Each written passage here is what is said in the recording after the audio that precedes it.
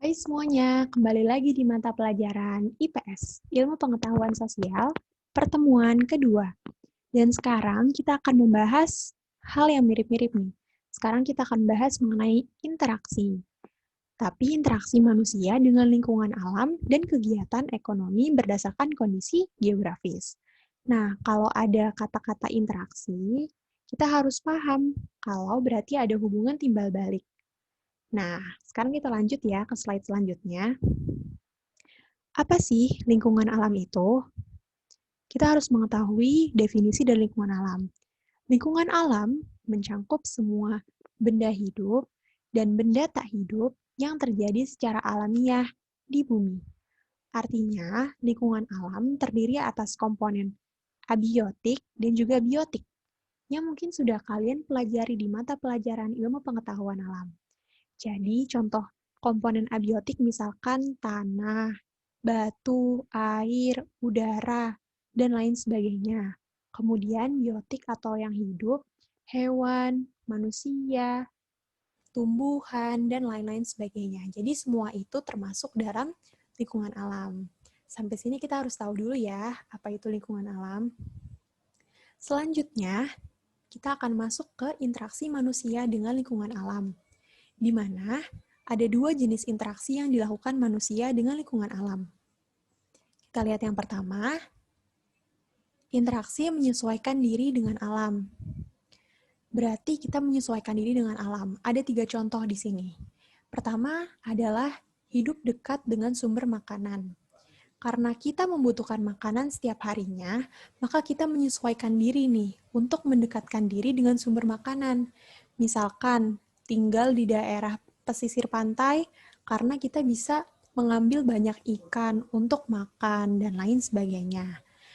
Yang kedua, manusia menyesuaikan waktu tanam dengan musim penghujan.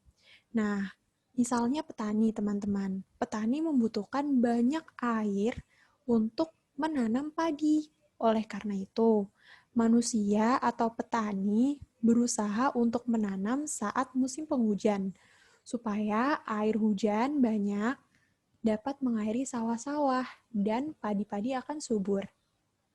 Ketiga, contohnya adalah menghindari tinggal di daerah rawan bencana alam. Nah, ini juga merupakan bentuk interaksi menyesuaikan diri dengan alam. Kira-kira apa sih alasan manusia menghindari daerah yang rawan bencana?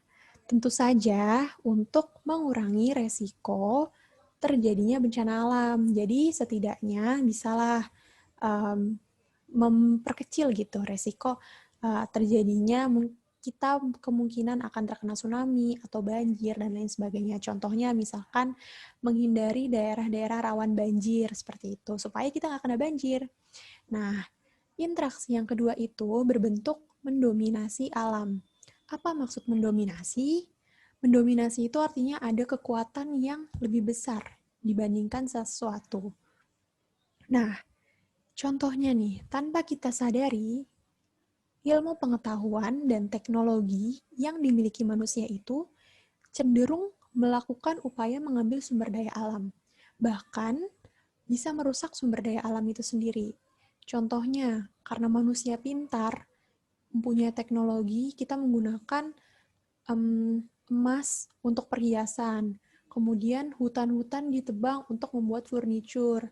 Tanah digali untuk membuat batu bata, untuk pembangunan rumah. Kemudian semen juga diambil, pasir dari gunung diambil untuk kebutuhan pembangunan di daerah perkotaan dan lain sebagainya. Itu adalah contoh teknologi teman-teman yang bisa dibilang mendominasi alam.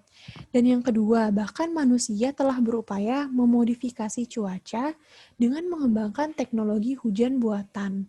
Jadi kita melakukan sesuatu yang bisa dibilang sebenarnya tidak seperti itu ya kalau mengikuti secara alami. Karena kita membuat hujan buatan loh dengan teknologi. Jadi kurang lebih seperti itu teman-teman. Lanjut, kita akan membahas mengenai kegiatan perekonomian. Ada kata perekonomian, artinya ada kegiatan yang akan menghasilkan uang. Dan kita bahas berdasarkan kondisi geografisnya. Oke. Nah, kegiatan perekonomian di sini yang dilakukan macam-macam. Ada yang bertani, ada yang menanam teh, ada yang menjadi nelayan, dan juga menjadi pemandu wisata. Dan semua profesi atau kegiatan ekonomi di sini disesuaikan dengan tempat tinggalnya. Contohnya, biasanya kita paling sering menemui sawah itu di dataran rendah.